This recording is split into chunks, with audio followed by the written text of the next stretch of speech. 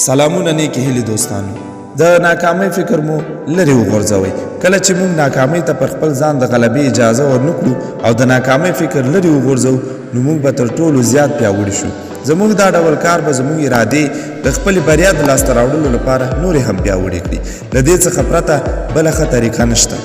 که بریا ته رسېدل غواړئ نو تاسې ته د هغو لارو زده کول بیخي اړین دي چې د ناکامۍ سره پرې مقابله وکړئ کله چې تاسې ته په یوه لوبډله کې د ګډون چانس در نه کړل شي په فلم یا ډرامې کې درته د رول د ادا کولو چانس در نه کړل شي د خپلې خوښې سره سم په یوه ښوونځي یا پوهنتون کې داخل نه شئ دنده درته پیدا نه شي په خپله دنده کې ونه ځلیږئ او یا هم له دندې څخه وشړل شئ نو په دې وخت کې تاسې د خپلې ناکامۍ احساس مه کوئ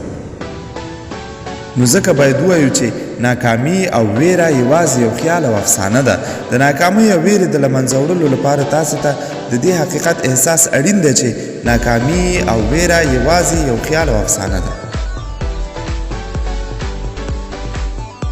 دا داسې یو خیال دی چې یوازې ستاسې په ذهن کې موجود دی که چېرته یو ملګري ته ووایې چې تا سره بېګا ته یو ځای ډوډۍ وخوري او هغه له دې څخه انکار وکړي نو په دې هکله حقیقت دا دی چې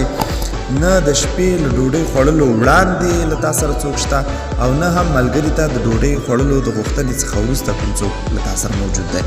که په دې وخت کې ته دا ډول خبرې ذهن ته راوړې چې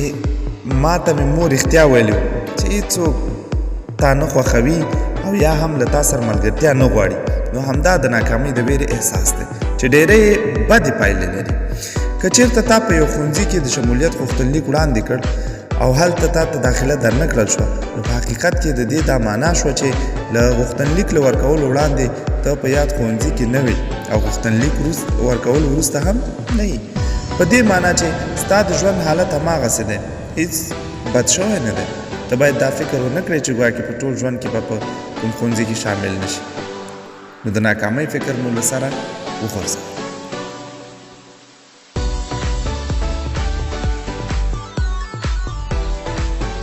که دې ته ورته نورې هڅونکي ویډیوګانې لیدل غواړئ نو زموږ چینل سبسکرایب کړئ او په کمنټ کې مو نظرونه راسره شریک کړئ